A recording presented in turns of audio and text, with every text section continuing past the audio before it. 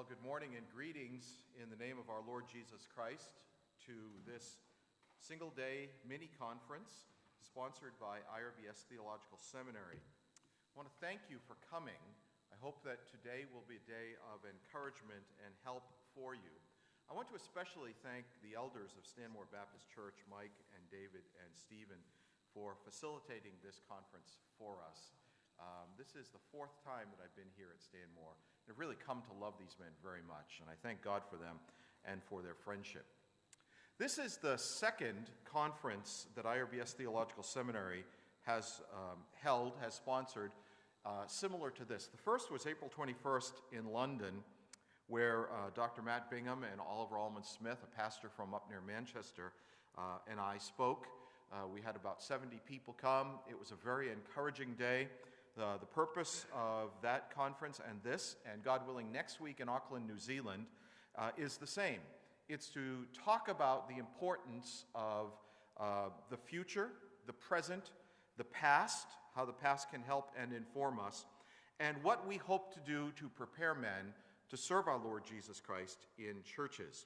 We are beginning IRBS Theological Seminary. God willing, classes will start on July the 31st.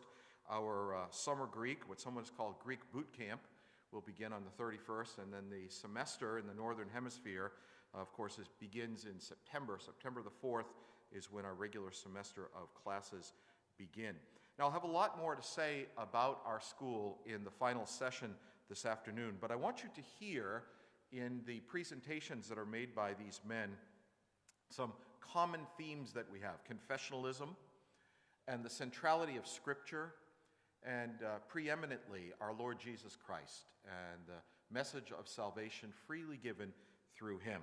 You will hear much from these three men about those things as we move forward today. Now, you'll see here on the table, on the platform, there's a table with literature. I want to ask you to feel free to take the literature but not the books, because the books belong to Stephen, or maybe some of them to Reformer's Bookshop. So either you'd owe him money or you'd owe Reformer's Bookshop money if you took any of the books. But these are all books that are penned by some of our faculty members, and we do hope that you'll take the opportunity to look at them and get a sense of the skill of some of the men who'll be teaching students when we open up classes later on this year. Now, our format for today has already been mentioned. Let me reiterate. We'll have two sessions here this morning, and then we'll have a break from 11:15 to 11:45 with some refreshments served downstairs. And then again, we'll meet at 11:45. We'll have two more sessions, and then at about 1:30 this afternoon, we'll meet for a light lunch downstairs. And that will also be an opportunity for questions and answers if any of you have them. And I think that that's all that I need to say. I can't think of anything else. And so let me introduce our two morning speakers to you. The first one I've known for a long time. Actually, I remember when he was born. It's a real privilege to share a conference with my son, Sam. This is the second time. We spoke together at the Southern California Pastors Conference last year in November. Sam is one of the pastors at Trinity Reformed Baptist Church in La Mirada, California, where, by the way, today the temperature there was, 45.6 degrees, an incredible heat wave in Southern California. We're sorry. In fact, I looked at my phone, knowing that it was 45 in California, and of course my phone shows me the temperature in Fahrenheit, and it said it was 42 here in Sydney, so they were almost the same temperature, but I think it might have felt somewhat different being in the two places. But Sam is one of the pastors at Trinity Reformed Baptist Church. He's married to Kim, and they have one boy, Owen, who just had his 10th birthday last Sunday. Wonderful, wonderful grandson. We love him very much. Sam is a graduate of the University of California at Irvine. He mastered in Spanish literature when he was a student there, and so he's fluent in Spanish. He preaches in Spanish every Sunday, has traveled to South America to speak at conferences, and he doesn't need a translator, which I would need if I were to go to South America. But I'm very proud of his ability in Spanish. He has a Master of Divinity degree from Westminster Seminary, California, and is a graduate of the Institute of Reformed Baptist Studies in our program there at Escondido, California. And then last October 26th, Sam received his PhD degree from the what's known to us as English speakers as the Free University of Amsterdam. I can't pronounce the Dutch name for it. You can say it if you want to. But it's great to have Sam with us. His PhD thesis is over here on the table, the blue book, sort of fourth from the end, if you'd like to look at it from shadow to substance. He studied very carefully the history of the English particular Baptists in the 17th century, and that's what he'll be speaking on this morning. Then after Sam is done, also very pleased to have one of the pastors of Stanmore to speak to us this morning, Stephen McKay. I was here when you were ordained, right on this platform, and had the privilege of being part of your ordination 3 or 4 years ago. 3 years ago. And Stephen has become a very good friend. You've been in my house in California, and have really appreciated him very much. Stephen has a Bachelor of Theology, BTH in Theology from Moreland College. He's just about done with his Master of Theology degree. He's been studying 18th century Baptist history, which Sam and I don't know anything about, because once you get to 1705, the world ends, and he goes beyond us. But after he finishes that, he will be beginning a Doctor of Philosophy, a PhD program in Baptist history. And in the next semester, he will be lecturing in Baptist history at Moreland College. One of the pastors here of Stanmore Baptist, married to Karen, and they have 4 children. And Stephen, really appreciate your willingness to speak to us. I'm looking forward to learning things that I never knew before from the 18th century. I guess it did exist and it did happen in order for us to be here today, but really looking forward to hearing both of you today. So Sam, please come and open up for us.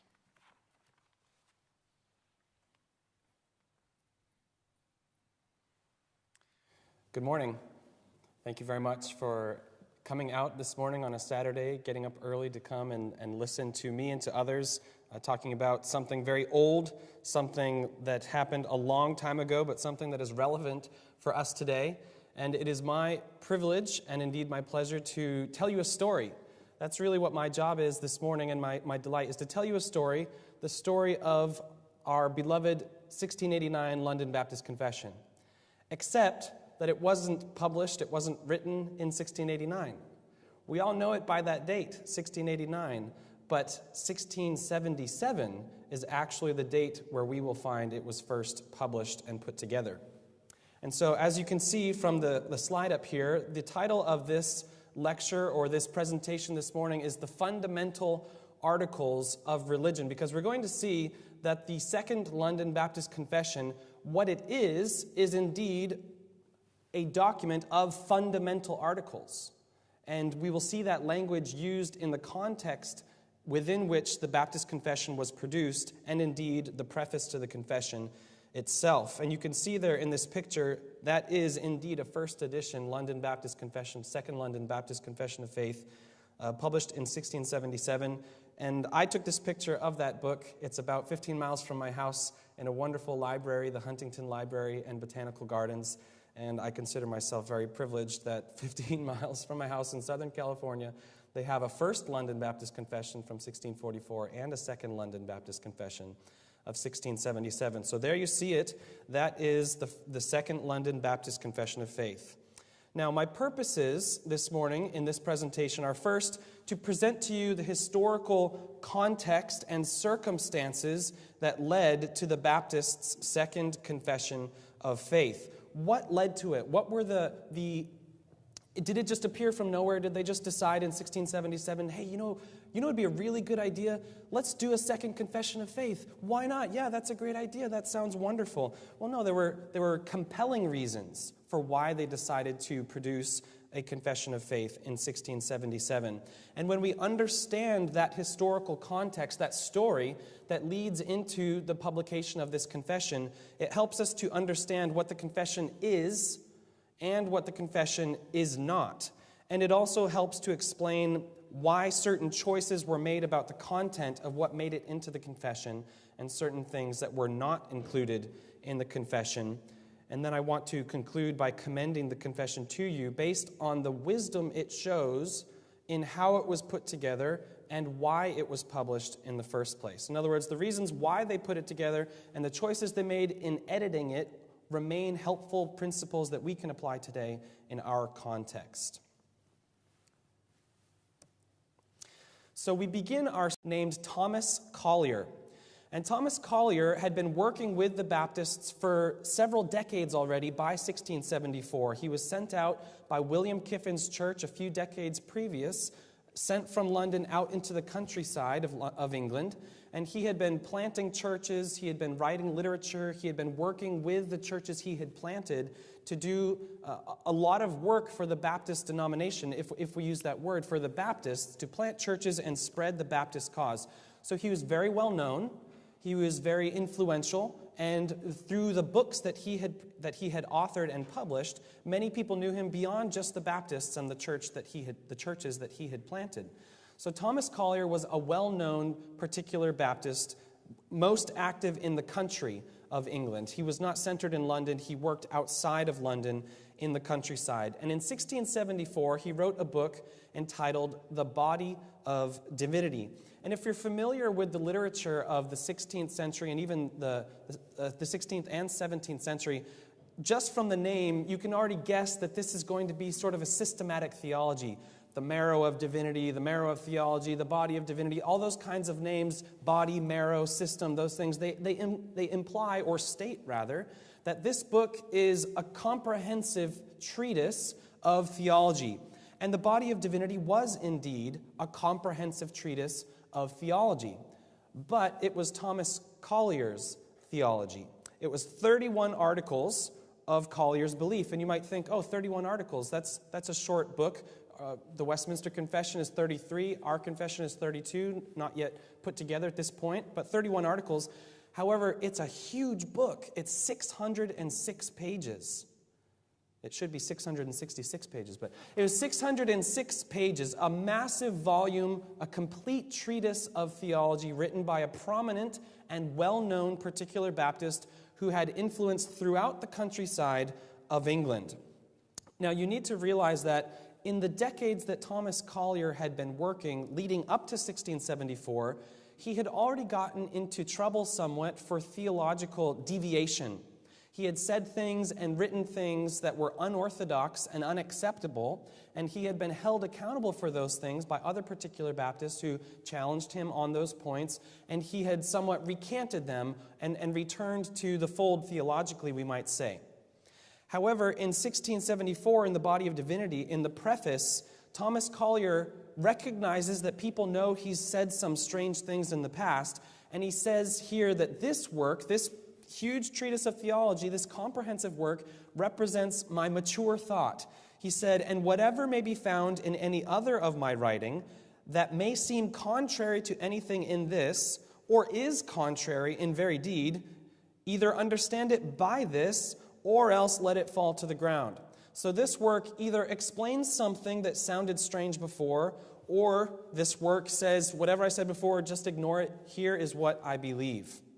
And so you have a large, comprehensive theological treatise written by a particular Baptist in 1674, Thomas Collier's The Body of Truth, that there is a God, so likewise that there is but one God, and not a plurality of gods, although in this one God there is a plurality of titles and varieties of discoveries, properties, and operations, yet I dare not say of persons or distinct subsistings. And so later on in this very chapter, Thomas Collier will try to go on to say, I do believe in the Trinity, but he says things like this, I don't believe in a plurality of persons or distinct subsistings or subsistences, as others might use the term. And so you already know from statements like this, and remember, this is one paragraph in 606 pages, what happens? You have a serious problem here with a prominent particular Baptist writing heretical things in a large treatise of systematic theology, in which he has already said, whatever I've said in the past, this is what I believe. Either understand previous things by this, or understand previous things to be wrong in my judgment. Now, here's where the problem gets even worse. The Body of Divinity, written by Thomas Collier, had a subtitle. As most 17th century publications did, you have a title page full of things with a title and then a subtitle and then an explanation of the subtitle, and it just goes on and on and on and on and on. Well, for Collier, the subtitle of the Body of Divinity was, or a confession of faith, being the substance of Christianity, containing the most material things relating to matters both of faith and practice. So you have a particular Baptist writing not just a comprehensive treatise of theology, but calling it a confession of faith that details the substance of faith and practice for all people, proclaimed for everybody. What does this sound like? This sounds like this is the Baptist's confession of faith. This is for everyone. This teaches you the substance of Christianity in faith and practice, the marrow of theology, the body of divinity, as a confession of faith in 31 systematic articles of religion. If you look at it from that perspective and this name, it is presented as a confession of faith.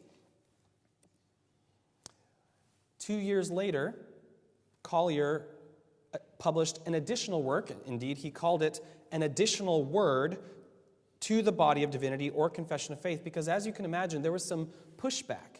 There were some questions about the 1674 work, the body of divinity. And so he published another work, an additional word to the body of divinity. And again, he includes the subtitle, or confession of faith. So now you have a body of literature being produced, a chain of books and publications that are putting forward heretical doctrine in the name of the particular Baptists and under the name of a confession of faith. And this brings us up to 1676. And in 1676, we're going to zoom in, and we're going to see many things happen in this year. 1674 to 1676, that was 2 years past. As the book gets out there, people become more aware of it. And in 1676, the alarm sounds. The additional word to the body of divinity, that second work, made things even worse. Collier did not say, I should have been more careful. What I said was very unwise. No, he continued to expand his heresy in that second work, the additional word. And so the alarm sounds. Some of the people in Collier's church contacted other Baptist ministers about their own pastor and the things that he had published. And again, he published them to the world. It was public heresy. And so many ministers in the countryside became very concerned as they were alerted about the unorthodox things that Thomas Collier was teaching in these books. And we have an account from Thomas Collier himself about what happened and how he was dealt with after he published these things. And so when you see quotes in these slides, they are coming from something that Thomas Collier himself wrote. So on the 5th of September, 1676, several ministers of several congregations, these are Baptist ministers of Baptist congregations, assembled, where after consultation about the said book, the 1676 additional word to the body of divinity, these ministers and these pastors concluded to send a letter to London about it. When the letter came to London, they from London, sent forth letters to all the churches in these parts. London sends letters to the countryside, with several hands to it, proclaiming the said Thomas Collier a heretic. So the alarm has gone out, the country has written to London, and now London has written to the country saying, based on what Thomas Collier has written, you need to realize that he is a heretic, and the London elders promised in this letter that a book will be published to show that what Thomas Collier has written is heretical. They will speedily send forth a book to detect Collier's heresies. So that's the 5th of September, 1676. That's my brother's birthday. One of my brothers. And so the London elders arranged a meeting to confront Collier at his church. And so his church and Collier met with the London elders on the 26th of October. So 5th of September, the ministers meet, letters are exchanged. By the end of October, a meeting is held between the London elders and Collier and his church. And at that meeting, Collier's church was split over the issue. Some people thought, yes, Collier should be removed. Collier is in the wrong. Part of his church thought, no, this isn't right. Collier is fine, etc. And at this meeting that the London elders held with Thomas Collier and his church, they brought with them a young pastor who is named Nehemiah Coxe, the son of Benjamin Coxe, also a Baptist minister.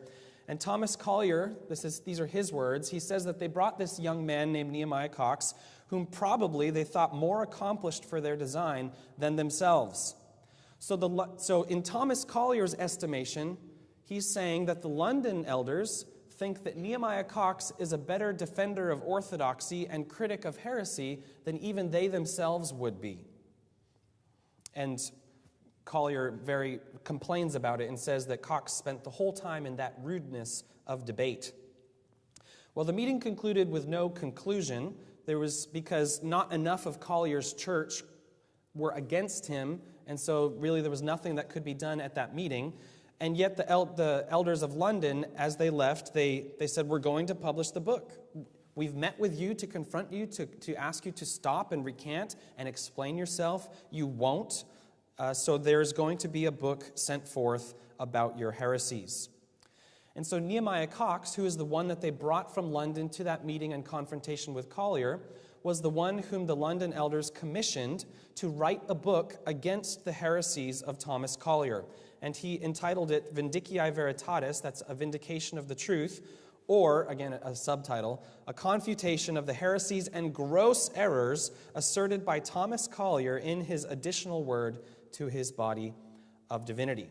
So the chain is very clear. 1674, Collier writes the body of divinity. 1676, the additional word, the alarm sounds, the London elders meet, they organize, and then Nehemiah Coxe publishes his book critiquing and detecting the heresies of Thomas Collier's publication.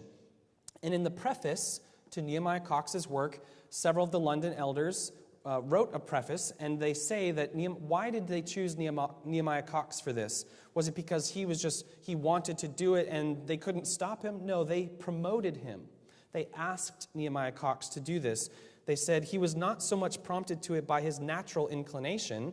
So this is the London elders talking. They agree he has a natural inclination towards this, but also by the joint and earnest persuasion of several of the elders of London and that of elder years. So the senior ministers in London, they want Nehemiah Coxe to publish this book against the heresies of Thomas Collier. Well, what happened was then you got a back and forth. So Thomas Collier writes, Nehemiah Coxe critiques him, and then Thomas Collier writes back a criticism of Nehemiah Coxe's criticism of Collier. And if you can imagine, those kinds of books are just a complete drag to read because it's he said, and quoting each other, and you misunderstood me. It's like reading Twitter or Facebook arguments, you know. No, you misunderstood me because clearly if you had understood me, you would have agreed with me, etc. So Collier in 1677 replies with a sober and moderate answer to Nehemiah Coxe's invective, pretended refutation, as he saith, of the gross errors and heresies asserted by Thomas Collier in his additional word, etc. Now, a sober and moderate answer is not a very accurate title because Collier was very upset, and it's very clear in his book. He said, this is Thomas Collier speaking, he said, not any book in our age can parallel Nehemiah Coxe's book by far for falsehood, mocking, scornful pride, scurrility, malignancy, and reproach, and that under pretense of zeal for God. Obviously, Collier was not pleased with Nehemiah Coxe's criticism of his work. And as we noted earlier, Nehemiah Coxe was young, and Collier made fun of his age. He said, Mr. Coxe, he says he is a young man, because in Nehemiah's preface he also mentioned his age. And Collier says, and probably so young that his head might scarce be warm at that time. His hair hasn't even fully grown in yet. He's calling him a baby. So here Thomas Collier calls Nehemiah Coxe a baby and says that his book cannot be paralleled by any other in that age for its pride, etc. What's the point of this? The point is Collier's not backing down. Not backing down in any way, shape, or form. Rather, he's just getting louder. He's getting louder and louder and louder. And we've moved from the 5th of September, 1676, into 1677 with Coxe's criticism of Collier and Collier's refutation of Coxe's criticism of Collier. So in 1677, the Baptists have already been organizing, but now they come together in a meeting. We talked about how some of the London elders went to Collier's church to meet with Collier, and nothing could happen. No conclusion could be reached in that meeting. They had another meeting back in London, which Collier refused to come to. And now the Baptists organize not just in London, but they get together with the elders of the churches in the countryside as well. And on the 2nd of August, 1677, there was a meeting in Bristol in which the country elders met with the London elders to have a meeting. And we are told that Mr. Coxe was chief in this meeting. And at that meeting, they drafted a letter in which they defined what a heretic is and what heresy is in order to say that Collier is indeed a heretic, and that at this point, since we've done everything we can to stop him and restore him, and we were unsuccessful, his church, they were writing to his church and other churches, everyone they were saying should reject him at this point. Because a heretic, they argued, is someone not just who steps into error, but who persists in error despite being corrected and held accountable for it. Collier was pressing forward in error, heretical error. He is a heretic, so they encouraged the churches to reject Collier and essentially to get away from him. That's the 2nd of August, 1677. The same month, on the 26th of August, 1677, we find in a church book, the Petty France Church in London, the church that Nehemiah Coxe was pastor of, along with William Collins. They record on the 26th of August, and this is written by the hand of Nehemiah Coxe. It was agreed that a confession of faith, with the appendix thereto having been read and considered by the brethren, should be published. Why do you think that in August of 1677, the particular Baptists decided to publish a confession of faith? Well, it's because from 1674 to this point, there had been a very large confession of faith published in the name of the particular Baptists, teaching awful heresy. There's no such thing as good heresy, but heresy of the highest order, terrible, terrible things. It was absolutely necessary for them to vindicate themselves and to show to the world that what Collier is teaching, we want nothing to do with that, and we reject his heresy. So let's recap the history just so you follow the chain that I'm presenting to you in this story. You have the 1674 body of Divinity, and then in 1676, the additional word where he doesn't help himself, he just makes everything worse, Thomas Collier, that is. The 5th of September in 1676, country ministers contact London ministers. 26 October 1676, the London elders go and meet with Collier at his church.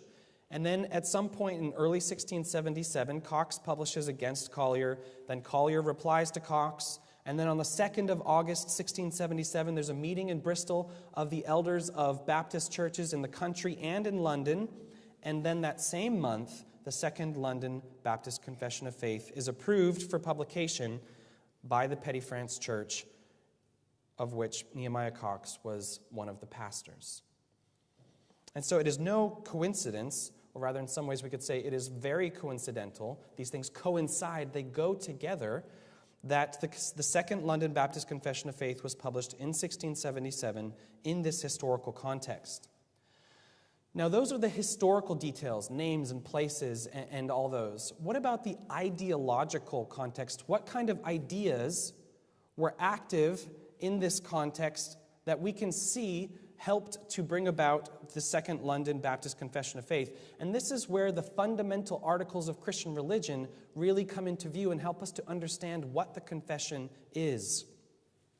So at that 2nd August 1677 meeting in Bristol, country Baptist elders and London Baptist elders meeting together, the letter that they sent out talking about what is heresy and what is a heretic, they said, we conceive that he is a heretic that chooses an opinion by which some fundamental article of the Christian religion is subverted.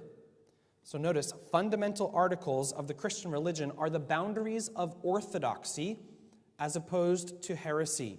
Heresy violates the fundamental articles of the Christian religion. That's the letter drafted in Bristol, 2nd August 1677.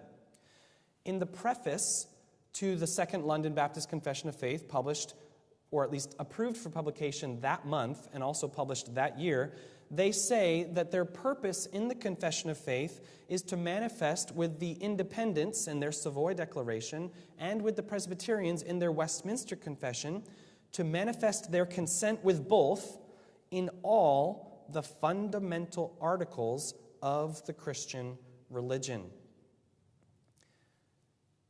And later on, they say that in the fundamental articles of Christianity, we mind the same things and have therefore expressed our belief in the same words that have on the like occasion been spoken by other societies of Christians before us, the Independents and the Presbyterians especially, to which they are referring. And so you can see this language. This is the idea. These are the ideas in the context of the publication of the Confession of Faith. Fundamental articles of the Christian religion as already confessed by the Presbyterians and the Independents. These are the boundaries of orthodoxy as opposed to heresy. Now, we can see this even more from the appendix after the confession. There was an appendix on baptism, and they say a few more things that are very helpful to us. They say that we published these things so that you can learn them from ourselves who jointly concur in this work. That's a very important parenthesis. It's not just one person. We publish this so you can learn from us and may not be misguided either by undue reports or by the ignorance or errors of particular persons who, going under the same name with ourselves, may give an occasion of scandalizing the truth we profess. Was there someone going under the same name as the particular Baptists who is scandalizing the truth that they profess at this time with an alternate confession of faith? Absolutely. Thomas Collier was doing precisely that. And so we who jointly concur in this work say this is particular Baptist theology. These are the things that we confess. These are the fundamental articles of the Christian religion to which we hold and which we will not allow to be violated. They went to Collier, they confronted him, and they wrote to the churches about him when he would not be corrected. And the Second London Baptist Confession says, this is so that everyone knows what we believe. And this is something we all hold to, not the theology of one person who goes under our name. That's Thomas Collier. Ignore his so-called confession of faith. And in Nehemiah Coxe's criticism, his critique of Thomas Collier's heretical writings, he said there can be no gospel peace without truth, nor communion of saints without an agreement in fundamental principles of the Christian religion. In other words, he's saying that Collier's heresy divides them. They cannot remain in fellowship with him so long as they do not have an agreement in the fundamental principles of the Christian religion. And so the idea of orthodoxy laid out in fundamental articles in a common language shared with Christians before them and at the same time as them, because 1677 is 10 years after the Savoy Declaration and 20 years after, 30 years after the Westminster Confession. And so this is not far removed. This is 10 years ago for the Independents, or 20 years ago for the Independents, and 30 years ago for the Presbyterians. They're taking that language and saying, we agree with this. It is ours. The fundamental principles. Now, if we take this historical context, the data and the details, the names and the dates and the places, and if we take the ideological context, the ideas that were at work in this context, it helps us to understand what the confession is and what the confession is not. And the confession is a declaration of Catholic orthodoxy. Catholic, of course, meaning something that all Christians hold, not the capital C Roman Catholic, but rather Catholic, classical Christian orthodoxy. The confession of faith is not a polemical document. This is not the Baptists' attack on the Presbyterians and Independents. This isn't the Baptists' attack on anyone. This is the Baptists' agreement with them in the wholesome doctrines of the Protestant faith and the Christian religion. It is a declaration of doctrinal fundamentals. It's not an exhaustive system addressing every single question that was asked in their time and could be asked in their time. It's a fundamental, a document of fundamental articles of the Christian religion. So the point of it is not to cause waves in the Protestant religion in England. It's not to launch a war on anyone, except for Thomas Collier, really, in a way. But it's a declaration of Catholic orthodoxy and doctrinal fundamentals. And as we saw from the appendix where they say, we who jointly concur in this work, and they say similar things in the preface, it's a declaration, this confession is a declaration of common agreement. It's something that many people agreed upon together. It was a faith, fundamental articles agreed upon and believed by many people, many ministers, many churches in England. It was their belief in those fundamentals. It was not the views of one person, as Thomas Collier's Body of Divinity was, his confession of faith. And it's important to recognize that because the confession of faith is a set of fundamentals, that therefore it's a cohesive system. It's not just, well, what we think about this and what we think about that. If you're talking about fundamentals, you're talking about things that are integrally connected, things which are integrated as a cohesive whole. And if you start to pull the thread of one piece of that fundamental system, you're going to pull threads out of all the other pieces as well. And so confessions of faith such as this one are very much interconnected and interwoven. And so we have to be careful as we deal with the confession, because it is so fundamental or built out of fundamentals, that tampering with one piece will inevitably tamper with other pieces as well. Why do I say that? Again, because these are fundamental articles. If you deal with all of the things at the edge of the system, the little bits and pieces that are less sure or less agreed upon, tampering with those things or messing with those things won't necessarily tamper with the core unity. And I'm saying that the confession of faith is not those peripheral things. It is just the core unity. It is just the fundamentals. And so you cannot mess with it. You cannot mess with a piece without messing with the whole. And that is largely true for the entire confession. I'm not saying that every single bit of the confession is as equally integrated as every other bit. I'm just pointing out that because it is 32 chapters of fundamentals, you need to think twice before you tamper with a document like that is constructed out of the fundamental articles of religion. I'm not saying that anyone is trying to tamper. I'm just pointing out what the confession is and isn't and how to view it. Now, in light of the historical context of the confession, we can understand some of the editorial choices, because intentionally, the Second London Baptist Confession copies so much of the Westminster Confession and the Savoy Declaration, the Independence Confession. It's composed. It's putting things together. It's an edited document. And so if we say something like the authors of the confession, that's not a very good word. We know what we mean, but the authors did not sit down and say, okay, what should we do for chapter 1? They inherited the previous confessions and edited them and composed them. They put them together. And so we find that in the Confession of Faith, in light of its context, it avoids a specific critique of infant baptism. It includes an appendix on baptism afterwards, which gives a rather mild and friendly criticism of infant baptism. But if you read the works that were written specifically against infant baptism, the confession is very different from those. It is not trying to launch an offensive. It's trying to join the fundamental articles. And indeed, in the appendix on baptism, it says, since the Reformation, many different ideas of what baptism is and what baptism does have been arrived at by Protestants. And so please don't look upon us as being so massively different when we exist in a courtship. And they say this in the appendix that they're avoiding it because there was a controversy at this time among some Baptists on this point. And the confession avoids it because that was not their desire to isolate, but rather to unite. It also avoids the question of laying hands on those who are baptized. Another divisive question among the Baptists at that time. They don't deal with it. It also avoids the question of singing in public worship. You may be surprised to know that at this time, the majority of Baptist churches, particular Baptist churches, did not sing at all in their worship services because they did not believe that they were commanded to, and so they believed that they should not do so. And the confession avoids the question somewhat.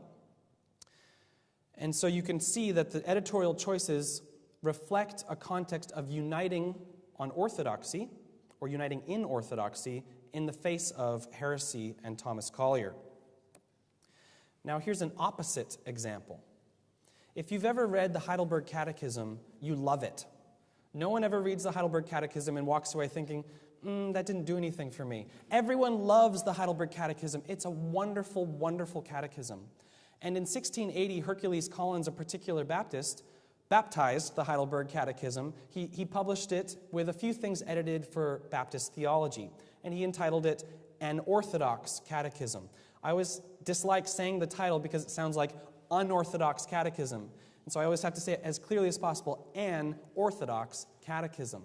And so it's the Heidelberg Catechism for the Baptists. And it's great, and Reformed Baptist Academic Press has republished this. You can get it today. It's been edited for modern readers. It's a wonderful, wonderful document.